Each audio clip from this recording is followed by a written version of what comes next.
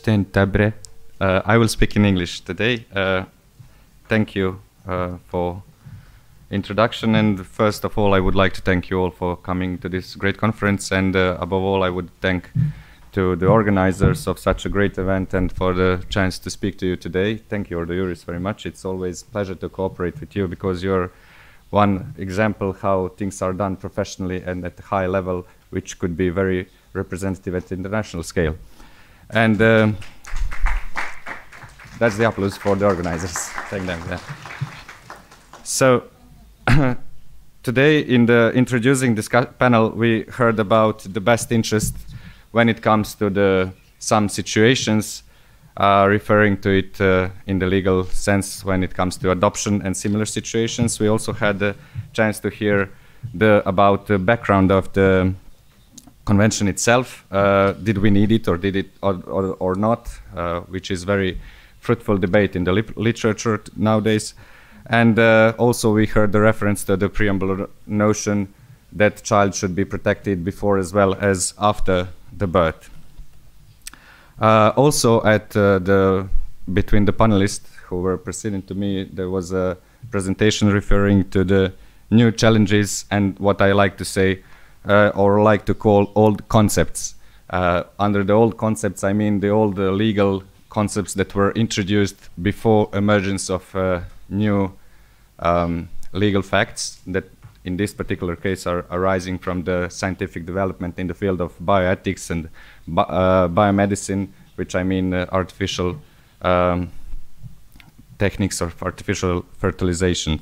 And today I planned to speak in general about the concept of the best interest, but I think that you have heard enough about it from the speakers before me. And I see that there is also one speaker who will talk about this best interest as an interpretative concept. So I will skip that part in order to save us all the time. What I would like,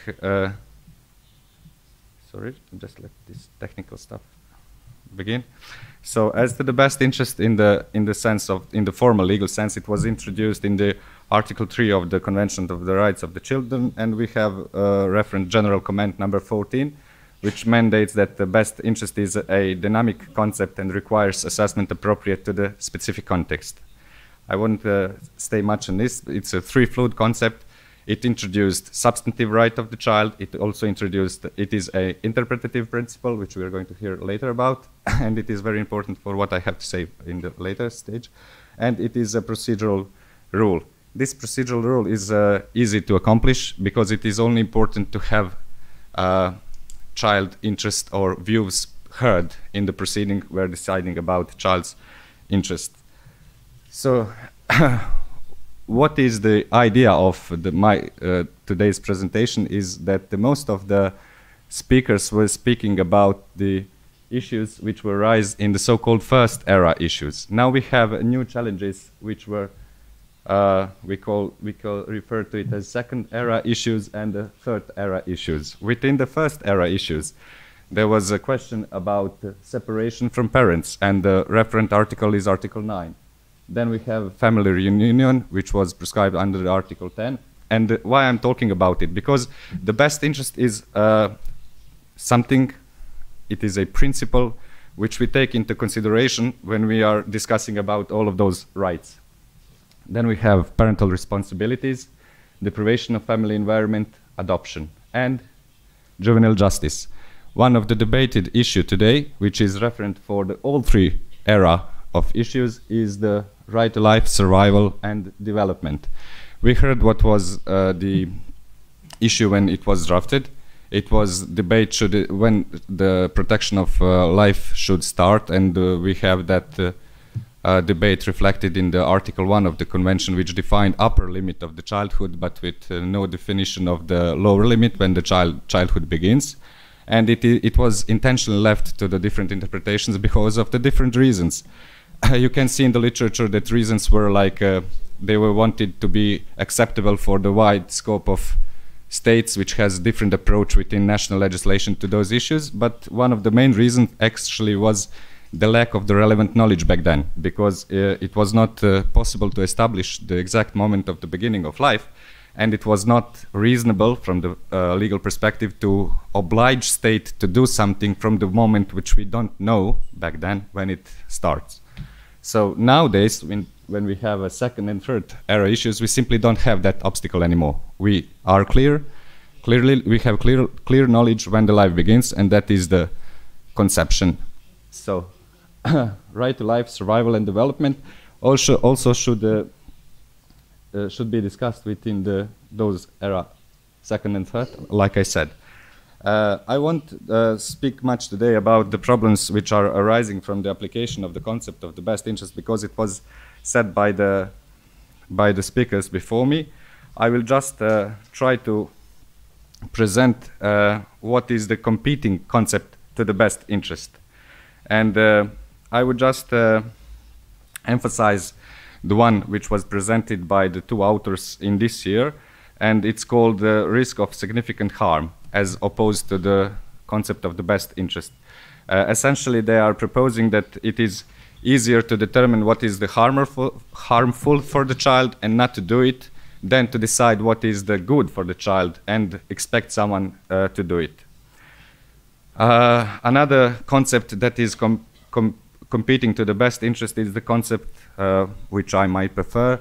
It calls the concept of irreversible harm. According to this approach, precedence should be given to the interest of the party that is going to suffer irreversible harm or consequences of comparable interest. We could show the application of the similar concept in the comparative case law referring to the consent withdrawal in the artificial fertilization.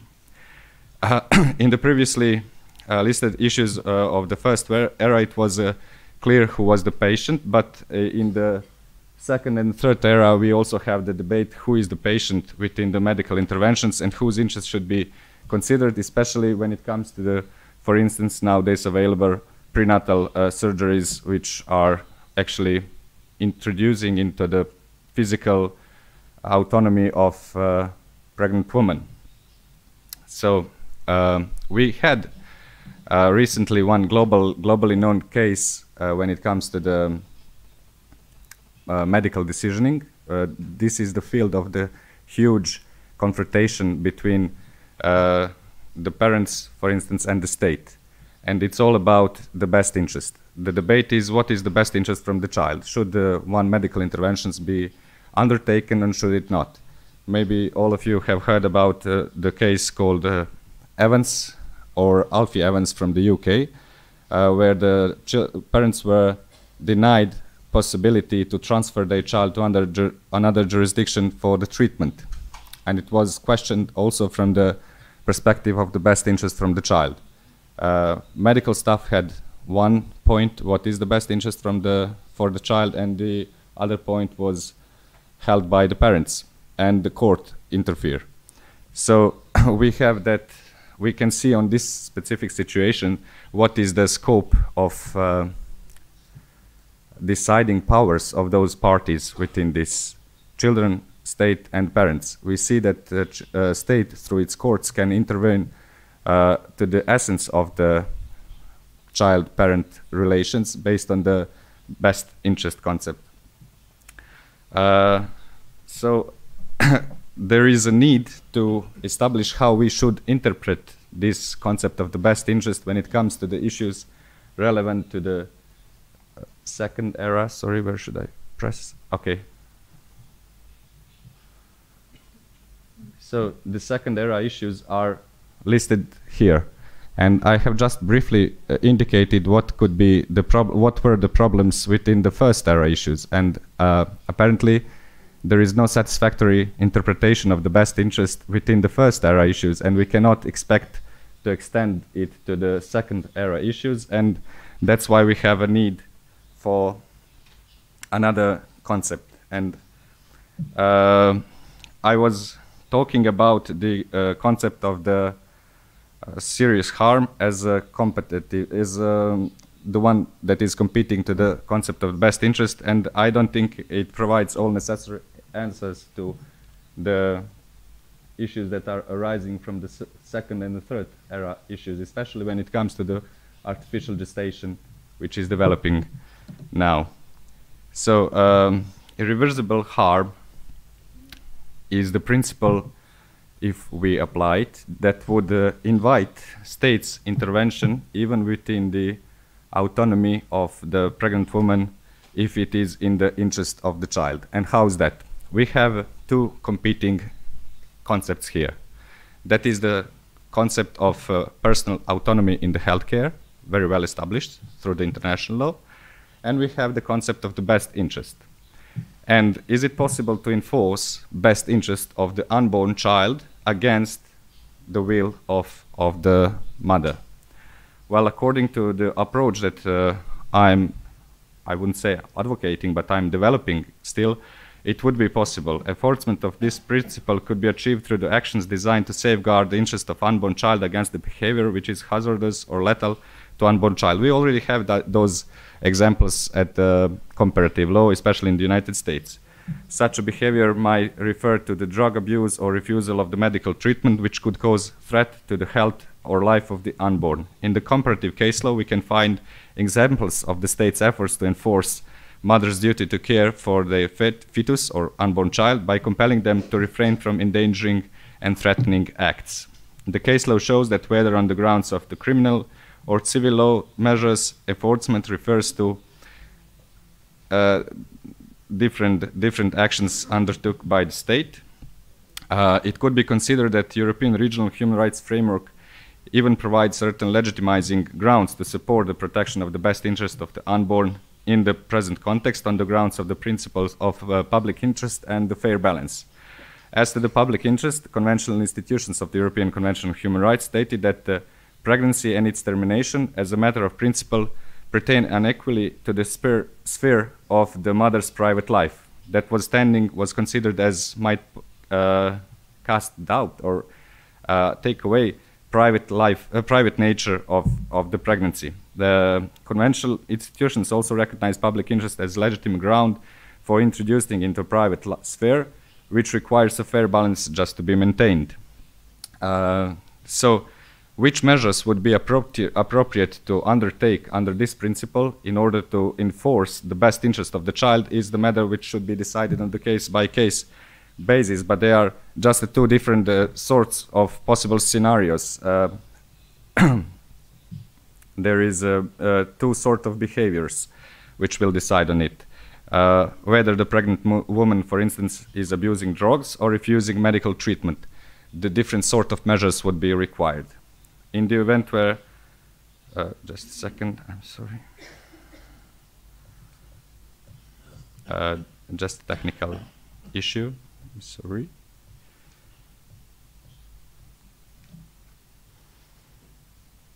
Here we are. So the competing to the approach that I'm proposing could be the conventional rights to the self-determination, and we should see if it is comparable to the best interest of the child in the right to survival, development, and health.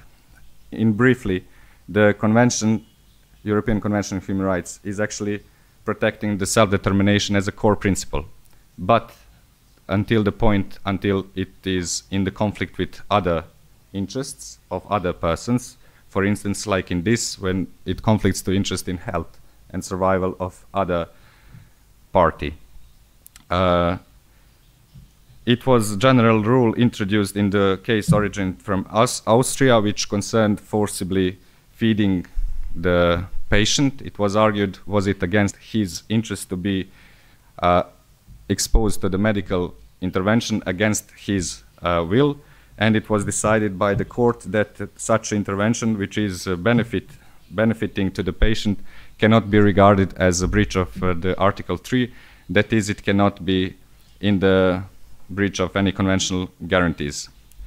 What could be seen here as a possibility of moral objection, that treating a mother only within the purpose of preserving the unborn life reduce her to means of an end, which is contrary to her dignity. But as we have seen, it is not possible to isolate the mother from the medical benefit of the intervention on her unborn child. thus the purpose of the treatment cannot be reduced only to preserving the best interest of the unborn. It is also in her interest, even if the unborn has an inherent disease which is threatening only to the child. We have an interesting point of the Peter Singer on this, who finds that the woman would owe moral duty to enable medical treatment to be provided to such a child. This refers also to invasive operations, it was said by the Scott in 1995. Otherwise, her self-termination could raise concerns for the child abuse. In this regard, there are opinions that proposing that it is not permissible to torture someone even if the life is endangered. So if we cannot torture someone when we have threat to the life of another person, we cannot expose to the torture not even the unborn child when it comes to the self-determination. I would also refer to the Derek Parfit philosopher, liberal philosopher, who considers that if we treat someone merely as a means, if our treatment of this person is governed in a sufficiently important ways by some relevant moral concerns, which is the case here, even if we are treating them merely as a means, we might not acting wrongly. Now, we should just there is not much time left. We should just reconcile how this principle could be applicable in the second and the third era issues. As you see, the main problem which comes to the application of the rights or protection of the rights in the second and the third era issues, which were, as I said, presented by the development of the new technologies, is the lack of the recognition of the rights as they are. So we cannot talk about the rights of the children in the second and third era issues, clearly from the legal perspective, but we can talk about their interest. So they certainly have interest in the right to information about relative to their identity, and as it was listed herein. And the most important issue of tomorrow is going to be the debate about artificial gestation, which also refers to the autonomy, the concept of the reproductive autonomy, which was built in even through the case law of the European Court of Human Rights, and the best interest of the artificially gestated children. Are we going to have it tomorrow? I think we will, because there are always some advancement in this area, and the debate currently develops in the direction who should have a right to switch off the machine, gestating machine. So is it the mother, father, the state, the medical practitioners, who should decide about it? And if we take into consideration all the reasons which were used to justify abortion, they simply do not apply to this situation. No one's health is endangered by the artificial development. No one's physical integrity is endangered. But we also do have new concepts of the reproductive autonomy which were developed by some authors. Yesterday was published a paper by the Begovic in Journal of Biomedicine, where she is proposing a new concept of the reproductive autonomy, the one which is worth having, which implies that based on your psychological situation, you could decide should you switch off the machine or not. So what they are proposing is actually that you might have some psychological issues knowing that you have offspring in the world which you are not connected to or you don't want to be connected to. You simply have right to switch off the machine, which is of course contrary to the best interest. And would it be good enough to say it's something which is currently debating, but according to the approach that I'm proposing, it would be rejected because your psychological issues are not irreversible. They are not hurting you irreversibly. They are not causing you any harm that is not preventable or avoidable. But if you switch off the machine, it is of course irreversible consequences are going to be imposed upon the unborn child, that is her or his life is going to be ended. And the acceptance of the interpretation of the best interest within the field of medical decisioning, as I'm trying to build, would actually prevent such situations. Thank you for your attention.